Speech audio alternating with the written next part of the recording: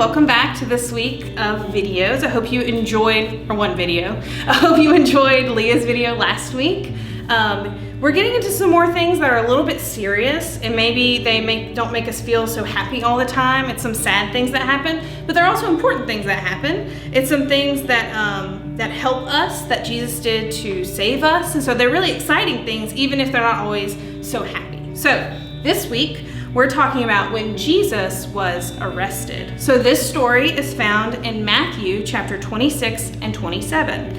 So we're still talking about the same verse as we've been talking about the last few weeks, Philippians 2:8, and it says, "He humbled himself by being obedient to the point of death, even to death on a cross." So that's what we're working toward, right? That's what we're talking about. We're talking about when Jesus went to the cross. But that's not the only thing that happened. Remember, we had some stuff that happened before. So that's what we're talking about right now. So our question that we're talking about is, what did Jesus do to save us? And the answer is Jesus lived a sinless life, died on the cross, and rose from the dead. So those are the things that Jesus did to save us. And that's what we're talking about these next few weeks still. So this week, like last week, we're actually going to be using this, which is one of my favorite books. It's called the Jesus Storybook Bible. This takes Bible stories and makes it easier for us to understand, puts pictures to them so that we can remember, and it just helps us to understand better what Jesus did for us, and it's a really good thing to read, and I really enjoy it. So we're talking about when Jesus was arrested. The Jesus Storybook Bible calls that a dark night in the garden. The wind was picking up now, blowing clouds across the moon, shrouding the garden in darkness. "Stay up with me," Jesus asked his friends.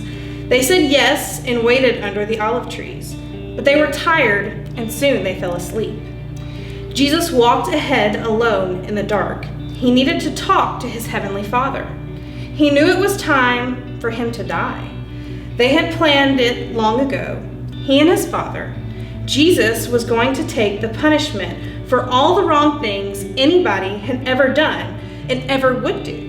"Papa, Father," Jesus cried, and he fell to the ground. "Is there any other way to get our children back? To heal their hearts? To get rid of the poison?" But Jesus knew there was no other way. All the poison of sin was going to have to go into his own heart. God was going to pour into Jesus' heart all the sadness and brokenness in people's hearts. He was going to pour into Jesus' body all the sickness in people's bodies. God was going to have to blame his Son for everything that had gone wrong. It would crush Jesus. Let's see. But there was something else. Something even more horrible. When people ran away from God, they lost God. It was what happened when they ran away. Not being close to God was like a punishment. Jesus was going to take that punishment. Jesus knew that that meant he was going to lose his Father, and that Jesus knew would break his heart in two. Violent sobs shook Jesus' whole body. Then Jesus was quiet, like a lamb. "I trust you, Papa," he said. "Whatever you say, I will do." Suddenly, through the trees, a glitter of starlight flashed. It flashed of steel. Into the quiet garden came whispers, muffled noises, clanking metal, and the sound of boots marching. Jesus stood up. He woke his friends. "Now is the time," he said gently. "Everything that was written about me, what God has been telling his people all through the long years, it's all coming true." And into the night, with burning torches and lanterns, with swords and clubs and armor, they came. An army of soldiers. Judas led them straight to Jesus so they could arrest him. Jesus was waiting for them. Peter leapt up, took a sword, and tried to defend Jesus. He sliced off a guard's ear. Jesus immediately touched the guard and healed him. "Peter," he said, "this is not the way." Peter didn't realize that no army, no matter how big, could ever arrest Jesus, not unless Jesus let them. Then Jesus, who had done who had never done anything except love people, was arrested, as if he were a criminal. Jesus' friends were afraid, so they ran away and hid in the dark shadows. The guards marched Jesus off and took him to the leaders. The leaders put Jesus on trial. "Are you the Son of God?" they asked. "I am," Jesus said. Who do you think you are to call yourself God? You must die for calling yourself the Son of God." Only the Romans were allowed to kill prisoners, so the leaders made a plan. "We'll tell the Romans this man wants to be our king, and then they will crucify him." But it would be all right. It was God's plan. "It was for this reason that I was born into the world," Jesus said.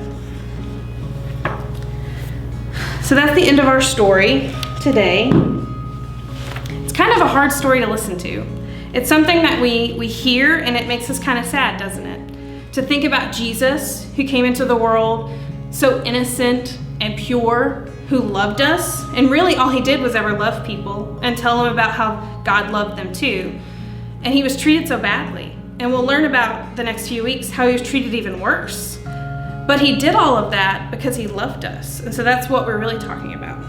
So the point today is that Jesus allowed his enemies to arrest him. Jesus knew that his death was God's plan to save people from sin.